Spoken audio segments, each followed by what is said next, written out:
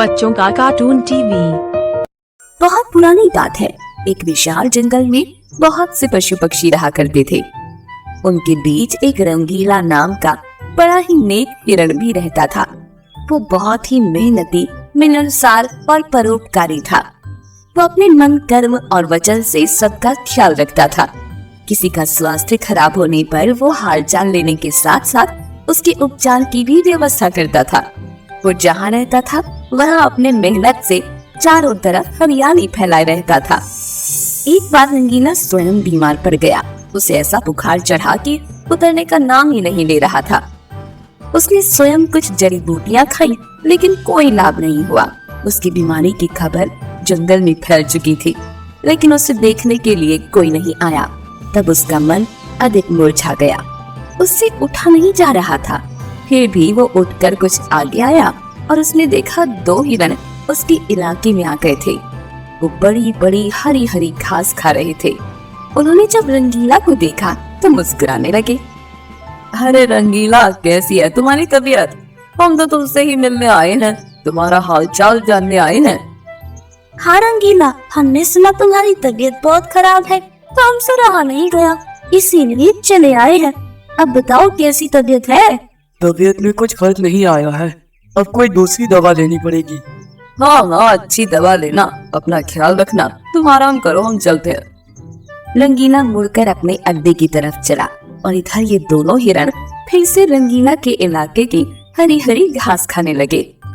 मैंने इस जगह के बारे में जितना सुना था उससे भी अच्छा पाया। रंगीला ने बड़ी मेहनत से गुलशन सजाया है। चारों तरफ हरियाली ही हरियाली है।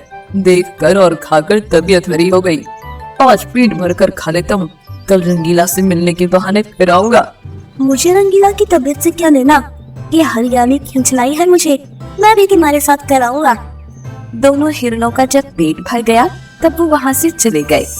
अपने इलाके में जाकर वो रंगीला के इलाके की हरी हरी घास की तारीफ करने लगे। अरे भाई, यहाँ सूखी घास खाते पड़े हो। जाओ रंगीला के दरबार में, वहाँ चारों तरफ हरियाली ही हरियाली है। वहाँ जाओ, रंगीला का हाल चाल पूछो और पेट भरकर हरी हरी घास खाओ। रंगीला बहुत अच्छा है, बड़ा नेक है। उसके बीमार होने पर भी हमें हरी घास खाने के लिए मिल रही है। इससे अच्छी बात और क्या हो सकती है? बहुत सारे हिरणों की टोली बन गई और सब रंगीला के पास पहुँच गए उसका हाल चाल पूछने। पहले तो रंगीला को इस बात की बड़ी खुशी हुई कि कितने सारे लोग उसका हाल चाल जानने के लिए आ गए। उसके बाद का नजारा देखकर उसका सर ही झुका गया। सारे हिरण उसके इलाके की घास खाने में जुट गए थे। कुछ हिरण फल भी खा रहे थे। उनके पास सर उठाकर इधर उधर देखने की भी फुर्सत नहीं थी।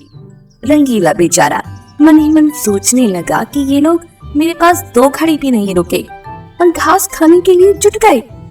अब यही हाल रहा तो मेरे इलाके की सारी घास साफ हो जाएगी।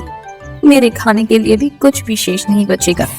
कुछ देर बाद रंगीला का एक मित्र मोनू भालू आ गया। उसे आने में देर हो गई थी। माफ करना दोस्त, मैं तुम्हारे लिए औषधि की तलाश में गया था और मुझे बहुत दूर जाना पड़ा। औषधि तो मिल गई, लेकिन आने में देर हो गई। इसे तुम खा लो और जल्दी से ठीक हो जाओ। रंगीला ने औषधि खाई और उसे कुछ समय के बाद आराम मिलने लगा। उसका दोस्त मोनू उसके साथ ही रुका रहा। 2 दिन के बाद रंगीला की तबीयत ठीक हो गई, लेकिन उसके खाने के लिए न घास बची थी न कोई फल बचा था। उसकी सारी मेहनत पर पानी फिर गया था। वो उदास हो गया। दोस्त रंगीला, मैं जानता हूँ ये मतलब का संसार है। ज्यादातर सब दोस्ती का दिखावा करते हैं, सब अपने फायदे की सोचते हैं। तुम चिंता मत करो, हम दोनों मिलकर गुलशन सजाएंगे, एक नई दुनिया बनाएंगे। इस कहानी से हमें इस बात की जानकारी मिलती है कि मन में कपट रखने वाले मित्र शत्रु से भी ज्यादा खतरनाक होते हैं।